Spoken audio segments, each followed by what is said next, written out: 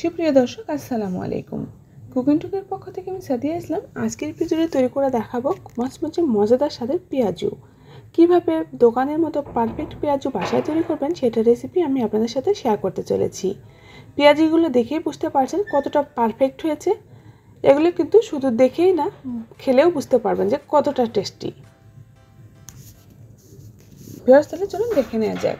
পেঁয়াজু তৈরি করার জন্য এখানে নিয়ে নিয়েছি ডাল। এখানে আমি দুই ধরনের ডাল ব্যবহার করছি, খেসারি এবং বুটের ডাল। ডালগুলো কিন্তু আগের রাতে ভিজিয়ে রেখেছিলাম। খুব ভালো মতো ধুয়ে তারপর আমি এটা ব্লেন্ড করে নেব। একটু একটু দানা দানা থাকতে কিন্তু ডালগুলো নামিয়ে নিতে হবে, একেবারে মিহি করে পেস্ট করা যাবে না। চাইলে কিন্তু পাটায় পিষে নিতে পারবেন।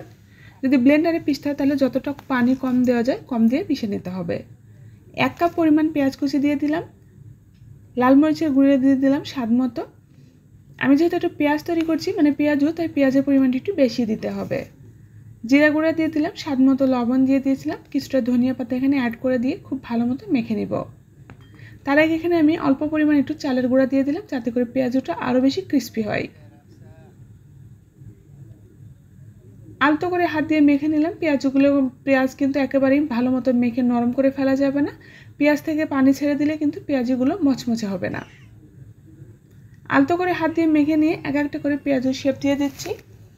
পেঁয়াজগুলো কিন্তু সমান করে ভাজার দরকার নেই। পেঁয়াজ একটু এবড়ে থেবড়ে হলে বেশি ক্রিস্পি হয় এবং খেতে বেশি ভালো লাগে। একটা সাইড একটু লালচে এবং শক্ত হয়ে উঠলে তারপর আমি উল্টে উল্টে সবগুলো পেঁয়াজ ভেজে নিব। চুলার আঁচটা মিডিয়াম হিটে রেখে পেঁয়াজগুলো ভাজতে হবে। একেবারে হাই হিটে ভাজলে কিন্তু খুব দ্রুতই পেঁয়াজগুলো পুড়ে যাবে, খেতে ভালো লাগবে না। এজন্যই বলছি চুলার আঁচ মিডিয়াম হিটে রেখে পেঁয়াজগুলো ভেজে নিতে হবে। যতটা সময় নিয়ে এরকম লালচে করে ভাজবেন ততটাই কিন্তু পেঁয়াজগুলো ক্রিস্পি হবে। দেখে নিশ্চয়ই বোঝা যাচ্ছে কতটা পারফেক্ট হয়েছে পেঁয়াজগুলো। একেবারে মচমচে মজাদার স্বাদের পেঁয়াজু আমি বাসায় তৈরি করে দেখালাম। আর সময়টা একেবারেই কম লাগে, মাত্র 8-10 মিনিটের মধ্যে কিন্তু পারফেক্ট সুস্বাদু পেঁয়াজু তৈরি করে নিতে পারবেন বাসায়।